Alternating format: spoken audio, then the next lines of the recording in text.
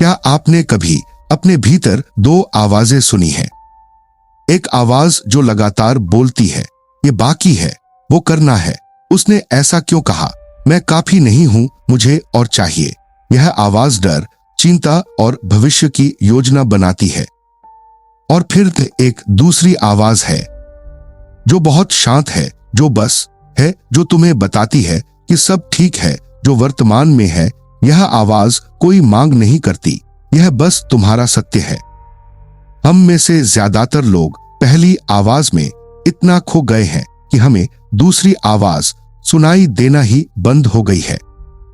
मैं रामकृष्ण परमहंस, मेरे अनुभव में आध्यात्म का अर्थ कुछ नया पाना नहीं है, इसका अर्थ है उसे खोजना जो पहले से ही तुम्हारे भीतर है। पर हम उसे खोज क्यों नहीं पाते?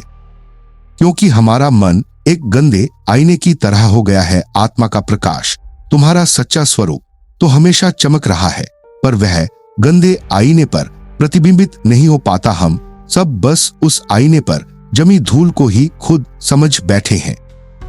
वह धूल क्या है?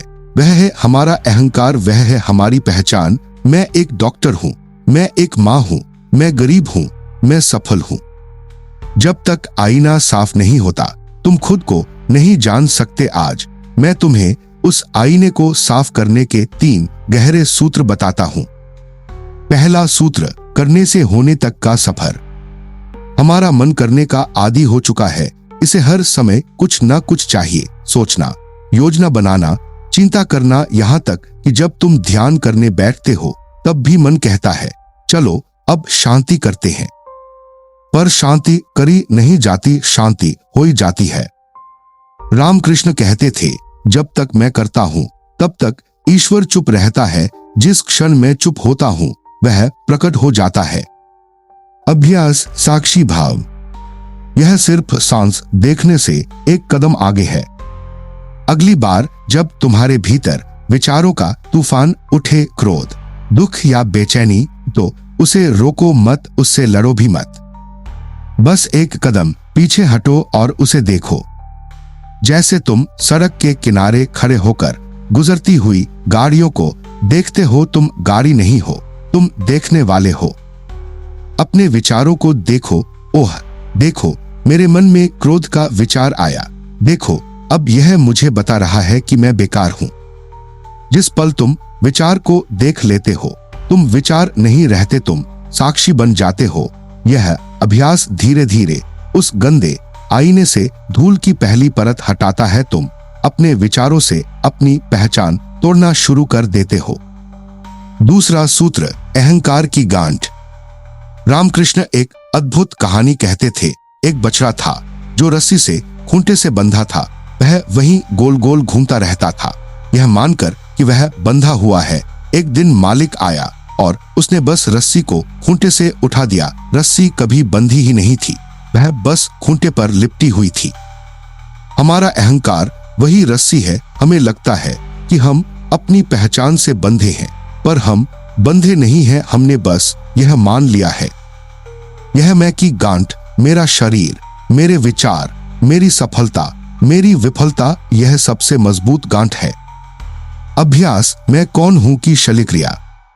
पिछली बार मैंने तुमसे यह प्रश्न पूछने को कहा था, आज मैं इसकी गहराई बताता हूं।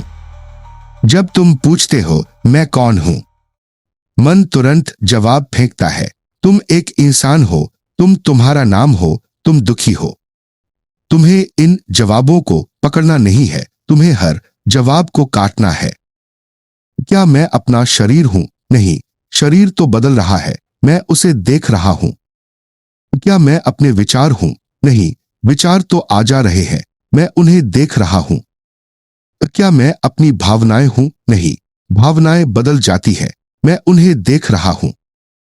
जब तुम हर जवाब को काटते जाते हो तो तुम उस मैं की गांठ पर शल्यक्रिया कर रहे होते हो। एक दिन सारे जवाब खत्म हो जाते हैं और जो बचता है वह तुम हो, वह शुद्ध मौन है, वह शुद्ध होना है।